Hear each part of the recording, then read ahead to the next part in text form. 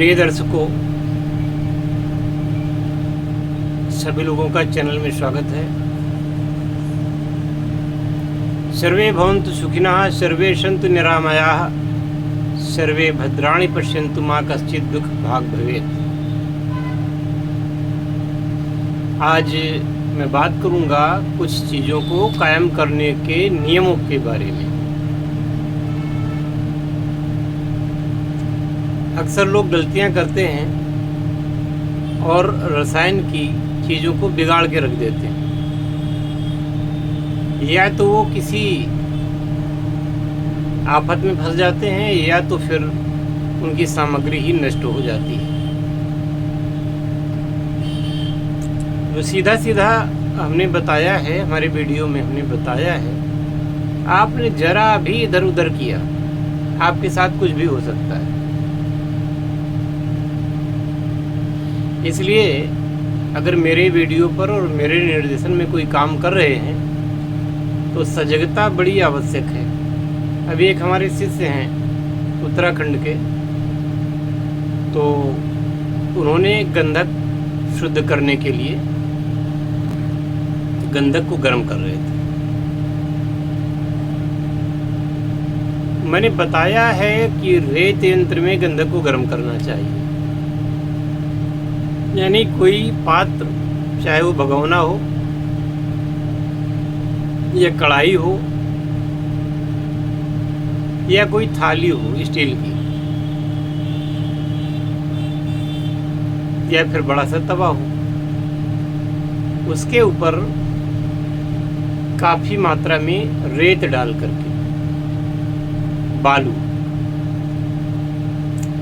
कुछ लोग मोरंग भी डालते हैं।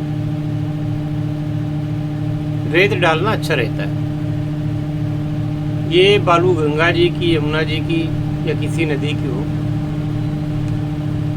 जिसे सिलिका कहते हैं, वो बालू, वो ठंडक भी बड़ी जल्दी पकड़ती है और गर्मी भी बड़ी जल्दी पकड़ती है। एक प्रकार से वह ऊष्मा की सुचालक होती है। तो वो चीज़ जब आप डालते हैं, लेकिन रेत यंत्र में पकाने का लाभ ये होता है कि मध्यम आंच पे या धीमी आंच पे भी अगर आप पका रहे हैं और बालू का यंत्र में अगर वो अपना पात्र रख करके, जैसे एक कढ़ाई ली, उसके ऊपर रेत डाली, उसके ऊपर अपना वो पात्र रखें जिसमें कि आपको गंधक पिघलानी है। ठीक है, ये मैंने बताया है। अब गंधक को पिघला करके दूध में डालना है। 25 बार दूध में डालेंगे, बाद में घी में डालेंगे 25 बार, ऐसा मैंने बताया था। अब वो डायरेक्ट रख करके गैस की आंच पर और डायरेक्ट पिघलाने लगे। डायरेक्ट पिघलाने में दिक्कत होती है, धुआं बनता है और उस गंधक में आग लग जाती है, और वह आग लगने पर जो धुआं उत्पन्न होता है वो सल्फर डाइऑक्साइड का निर्माण करता है। वह अगर आपने मास्क नहीं लगाया हुआ है और मास्क भी लगाया हुआ है तो भी वह कुछ न कुछ तो आपके शरीर में जाएगी। और सल्फर डाइऑक्साइड ये जीवों के लिए प्राणघातक है, इसलिए ऐसी गलती ना करें। गंधक को हमेशा ही रेत यंत्र पे पिघलाएं, और जब आपका काफ़ी हो जाएगा तब बाद में जब वो रेत यंत्र पर पिघलना बंद कर देगी, तब आपको डायरेक्ट आंच, वो भी धीमी आंच में देना है तो पिघलेगी। लेकिन फिर भी ध्यान ये रखना है कि धुआं ना उठे और वो जले नहीं। यही कलाकारी है, यही कौशल है आपका।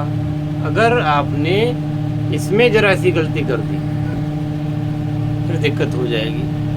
तो ऐसे धीरे धीरे ये गंधक शुद्ध भी होती है और ये जारी भी होती है, सिद्ध भी हो जाती है। इसी प्रकार से नौशादर हुआ,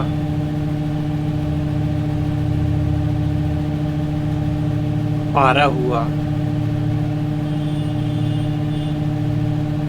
मैंसिल हुआ, शंखिया हुआ, शिंगरफ हुआ, रस कपूर हुआ, दाल चिकना हुआ, वर की हड़ताल हुई और अन्य अन्य चीज़ें जिनको आप कायम करना चाहते हैं। तो इसका सूत्र ये है, इनको पहले धीमी आंच में पकाना है। जब ये धीमी आंच में पकते पकते इनकी भीतरी जो आणविक संरचना में थोड़ा परिवर्तन होता है और फिर वह अग्निस्थायी बनती है। जैसे आप रोटी पकाते हैं ना, एकदम आंच में रख देंगे ना तो बिगड़ जाएगी, बेकार हो जाएगी। तो पहले उस रोटी को थोड़ी देर तवे पर पका लेते हैं, उलट करके रख देते हैं, फिर वह आंच में पकाई जाती है। तो ये बात अगर आप ध्यान नहीं रखेंगे तो ये चीज़ें एक तो महंगी आती हैं, दूसरे इनसे निकलने वाली जो गैसें होती हैं वह जहरीली होती हैं। इसलिए कुछ भी करें तो मास्क सबसे पहले लगावें और ये कार्य एकांत स्थान पर करना चाहिए जहाँ बच्चे, स्त्रियाँ इत्यादि ना हो, यानी आपके घर के लोग, उनको नुकसान न पहुँचे। और कार्य होते समय आप भी यथासंभव दूर से देखें, दूर बैठे, उसका धुआं आपकी ओर ना आवे। इसके लिए आप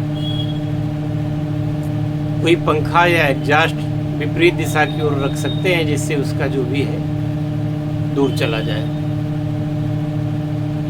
इन चीज़ों का अगर आप ध्यान रखेंगे तो कीमिया में आपको सफलता भी मिलेगी और आप प्रसन्न भी रहेंगे, स्वस्थ भी रहेंगे, दीर्घायु भी रहेंगे, वरना दिक्कत होगी।